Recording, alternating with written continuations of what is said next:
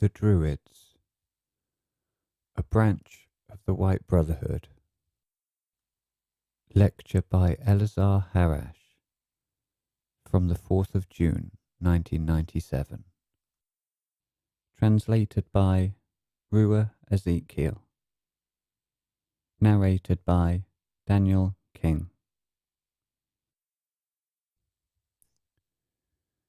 According to the Druids, the teaching chooses the disciple and not the other way around. This is why the Druids do not allow their disciples to look for and to bring other disciples to the teaching. Regarding justice, they believe that it becomes deadly to the ones who are not loving and strong enough. In their teaching, there is a special attitude towards the number 3. I will give you some important rules of theirs contained within the number 3. In their teaching, there are 3 dignities of wisdom. 1. To know of everything. 2. To experience everything. 3. To be away from everything. To know of everything is the way in which the disciple is liberated from the endless labyrinths of the ego.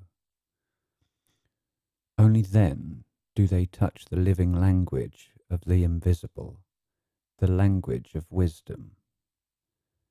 As you have seen, the first law is connected to wisdom. To experience everything, this is the method of love, the method of penetration, because only love is the power which penetrates in the deepest and most mystical cause of life. To be away from everything, this is the method of truth. This means to be unattached and free, because only the free person can enter deeply into themselves and consequently in eternity.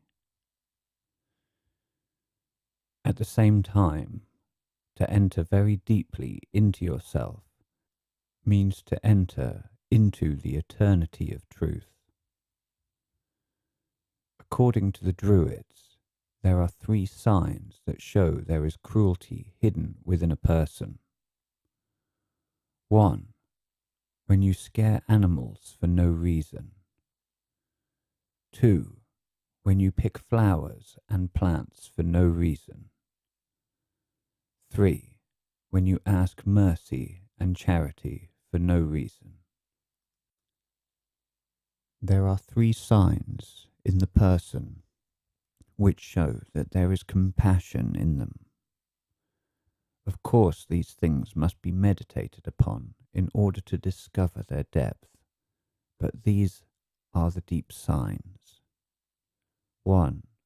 To understand children's feelings and pleas, of course in a divine way. 2. Not to disturb resting animals. 3. To be sincere with strangers. As a whole, this is a rule of the White Brotherhood. Of course, here a specific measure of awareness must be achieved, but I will not comment now. I am only presenting this.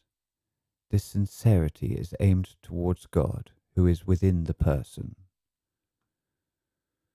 According to the Druids, the right action is found only where the truth is known in a real way. Before I continue, I will tell you something about them in short. All Druids were Celts, from the Celtic race, but few Celts are Druids. This is the essential thing. The word Druid means oak, and symbolically it means sage and one initiated in wisdom. According to the Druids, a true magus is one who was born a magus, and for the rest disappointment awaits. For the Druids, the word is both a key and a method of achieving knowledge, which does not belong to this world. According to the Druids, there are three things that sages avoid. 1. Expecting the impossible. 2. Regretting what cannot be mended. 3. Fearing the inevitable. These are very important, very precise. I can say with a clear consciousness, Kabbalistic rules. One Druid initiate says, "When I achieve blissfulness, I must continue onward, to look for other meaning." So the meaning of the Druid's life consists in the eternal seeking of truth. This is why I said to you that according to the Master as well, when a person finds the truth, they continue seeking it. This is an eternal question. The Druid disciple must find within themselves a door which leads to whole spheres of new perceptions and insight. This is why to the Druid disciples no ready solutions to spiritual questions were given, and this means that they had to create these themselves in their process of discipleship. According to the Druids, the deep reverence towards truth is a measurement for the quality of our soul. The Druids, a branch of the White Brotherhood, continued. Lecture from the 16th of July, 1997. According to the Druids, the disciple must pass through very big trials in order to enter into initiation. This is mandatory and necessary because when a person is initiated, they will receive new perceptions of truth. These perceptions have nothing to do with clairvoyance. Here I only want to remind you that the disciple does not walk on the path of clairvoyance, which is an old, backward degree from the past. Clairvoyance is not the path of the disciple. The path of the disciple is much deeper. I remind again that when the disciple becomes initiated, they will receive many new perceptions of truth. According to the Druids, in their biggest disharmony and suffering, the Druid disciple achieves their biggest stability. For the Druids, same as in the teaching of the White Brotherhood, suffering is a necessity because it brings a new spiritual growth. The Druid Master blesses the suffering of their disciple, and it is said that this is one of the Master's key functions, because the unblessed suffering cannot produce reasonableness. The matter is of divine reasonableness. According to the Druids, suffering attacks the weakest point of the disciple and helps them rise and be liberated from this weakness. In the big trial, the Druid disciple gains mastery over themselves, and then they earn powerful, invisible helpers. This is simultaneously a method after they pass the big trial. The Druid disciple speaks familiarly with the invisible world because the invisible world is already their friend. As we talked in previous lectures, the Druid's favourite number is 3. There are 3 reasons which can exclude the Druid disciple from the teaching. This also applies to the disciple of the White Brotherhood. 1. Murder. 2. Lying. 3. Not keeping a secret entrusted to them. According to the Druids, the person has 3 faces. I will list them. 1. What the person thinks of themselves.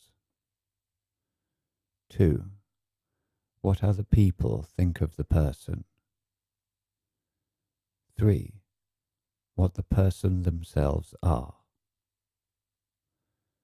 To the Druid, silence is a method of acquiring personal might.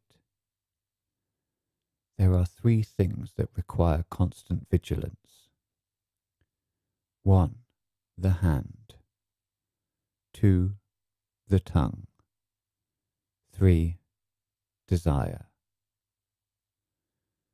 According to the Druids, the only way to find out what a true initiate is to abandon all attempts in that regard.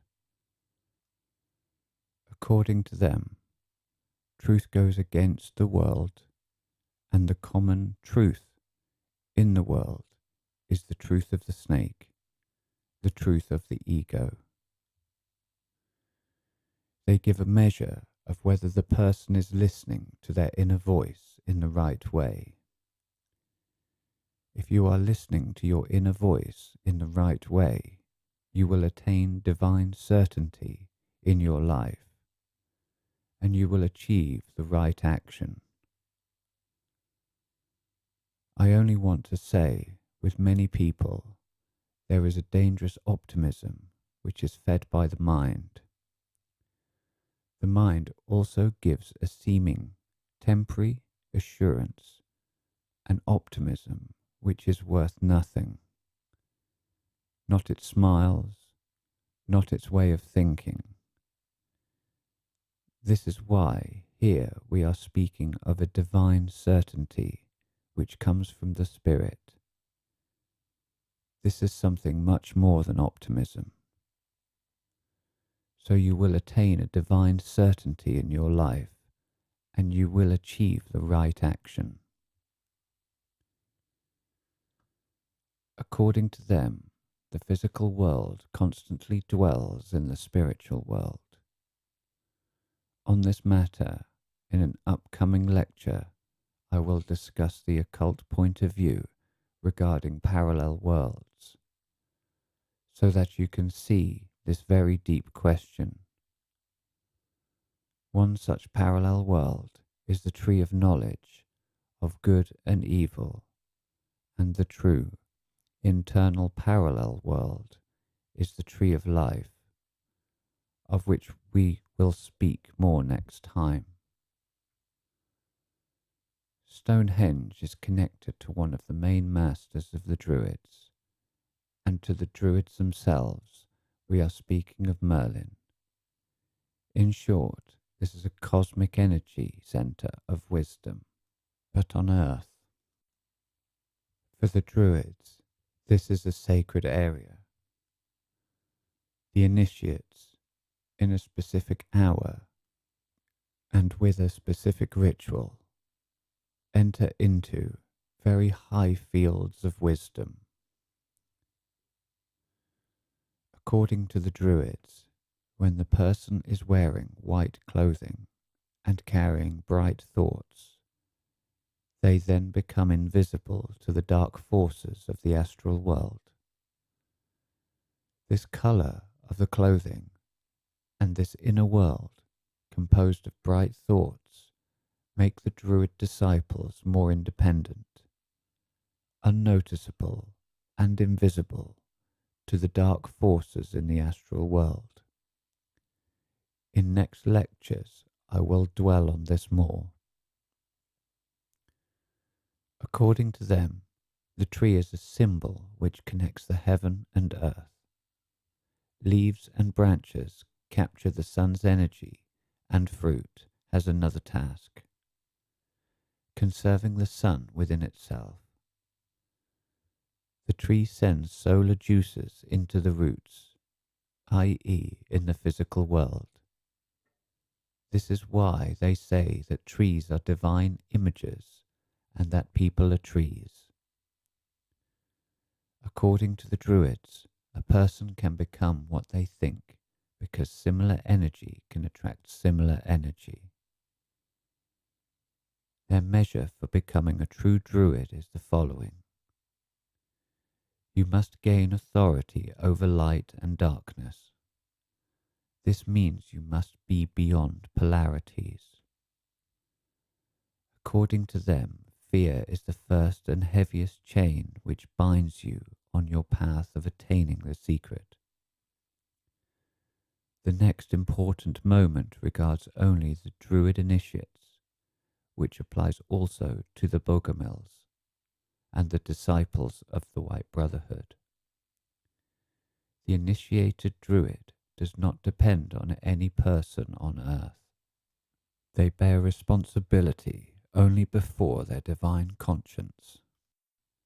I am saying divine, not human, not mixed, but divine.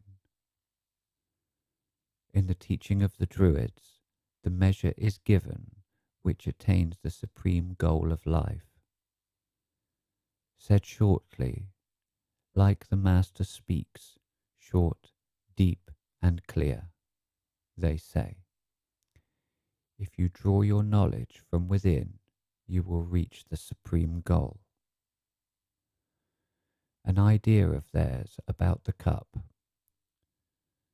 The cup symbolizes mastery because it governs the sea, which means the emotions of the astral. In short, I will remind you of an exercise given by the Master for the one who wants to govern their astral world. Despite being simple, it is very valuable in its implementation. You fill a cup of water almost to the brim, but there must be very little water spilling with very slight movements. With this cup, you go around the room, making an effort not to spill the water. You are learning to walk slowly and learning to simultaneously control your hand, the movements and forces of the astral world. This exercise can be done by anyone. You have heard that some people carry similar things on their head. According to the Druids, the true discoverer does not look for new land, but for a new gaze at life. Stonehenge is a Celtic entrance into the deep and sacred cave within the person. Some time ago, we spoke more of the symbol of the cave. Here I will only say their idea. This is an entrance, and in Celtic, this is exactly what it means. Portal. The old Bulgarian sacred language has a direct connection to Sanskrit and Vatan. You might not have studied this language, but it is one of the deepest and most ancient languages. I will not dwell in detail on its qualities. According to this language, the word Varna also means an entrance. It is a portal and a place of exchanging all kinds of abilities and gifts. This place here is a portal, a cosmic portal of big cosmic powers. These powers exchange, and they have their mission in the future. Varna is truly an exceptional center, an exceptional town. As I said, Stonehenge, in Celtic, portal, means a way towards the sacred knowledge of the divine. If we go even deeper, according to the Druids, this entrance is also a female passive principle, and this symbol is a cave of the world from which the world itself originated. This is the symbol of the mystical entrance from the past towards the future, and also the idea of the Earth Mother. According to the Druids, the power and divinity of this sacred symbol, the portal, the cosmic entrance, is concealed far beyond the boundaries of this world.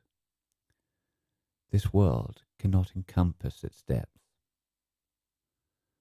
Another important measure of when a prayer is strong, according to the Druid masters, as many people are praying, and I have observed them in occultism.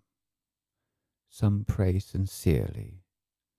Some have developed strength of the thought and think that it is decisive. Others have developed a strength of the heart and think that is decisive. But there is something else which is more important, and I want to show it to you through their measure. According to the Druids, the spell or the true prayer, the word prayer in the past meant spell, but because this word is a little bit dangerous, they call it prayer. It is safer, but prayer, this is white magic. It is included in this system of white magic. It is no coincidence that the Master says formulas are magical instruments in the hands of the disciple. Something very important and requiring responsibility. The spell or the true prayer are not a matter of strength and energy, but a matter of spiritual integrity in the invisible world. According to the Druids, nothing must be called good or bad. It is just something other. Neither light nor darkness must be called good or bad. They are simply something else. Lecture from 3rd of May 2005. Ferilt, the sacred book of the Druids. They say, the biggest mistake of the world is the lost discipleship. The fate of the person is resolved only in self-rising. So the person has to rise on their own, from their inner dwellings. This is actually the idea of the sunrise. They call it self-rising. In fate, they say, there are currents and whirls which can be studied and reshaped. This is why the Druids say, create your future while there is still time. There was not always time. This is why I recently told brothers and sisters this. Right now, the smallest thing that the disciple must be occupied with is constant positive thoughts. Their lowest level, their smallest level, their bottom, constant positive thoughts. I will not explain here, because it is a long matter, what they create. They create a very distinct atmosphere. They simultaneously create a gentle atmosphere, and at the same time an enormous power. But this is another moment. We will explain another time. This is the lowest level, constant positive thought in all conditions. One of the big masters of the Druids, he is a priest called the priest Pharaon. The Druids believe that he is reincarnated from the first solar race, from the race of the gods, he says, coming out of destiny happens only through one great law. And then he says, development is the law of one very firm decisiveness. Here we are not speaking of evolution, where there is no such law. There the process is slow, and it can be prolonged to no end. Development is a law of a very firm decisiveness. And then he adds, let the past be stricken by your decisiveness. Create within you the great book of agreement, and anyone who resists development will be destroyed. This regards those who deny love, wisdom, truth, impeccability, etc. Never allow yourself to sink in this black, bewitching world. In this world there gapes a treacherous abyss, a pit enveloped in darkness. In this world, Anun is working. Anun, in the Celtic language, means the underworldly abyss of destruction. A life lived is such only when it has been devoted to the supreme wisdom. Whoever has devoted themselves to this supreme wisdom, they become a key for other beings. They become a gate towards higher worlds. Just as it happened with Myrddin. Myrddin, this is the Celtic name of Merlin. Another big master who is misrepresented in this world. He also says something about the future. He says that the future is concealed even from those supreme beings who create it within the person. So even they, creating it within the person, working together with the person through love, even they do not know it. Of course, clairvoyants seemingly know it. But this is another matter.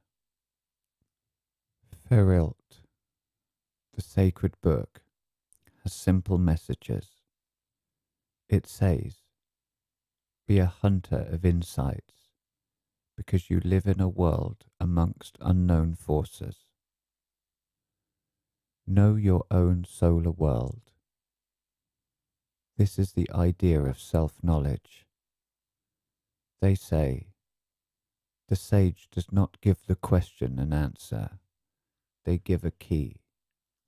They say, words are not simply words, they are messages of energy. This is why later we will speak of the language of Christ. He has said one thing. He has invested one energy, and all the Bibles from start to finish have been wrongly translated.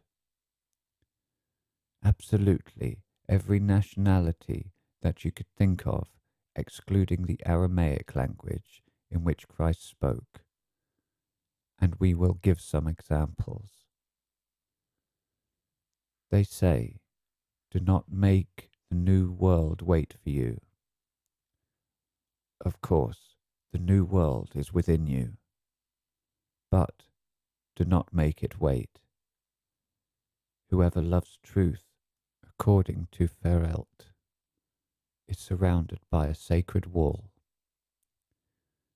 The matter here is not of amulets, but a sacred wall. But you must have loved truth in a special way, i.e., without any compromise. If you begin to compromise, truth begins to recede. The secret power is always found where other powers are not expecting it, so says Ferilt. They say, The sage does not give the question an answer, they give a key. There is a big difference between an answer and a key.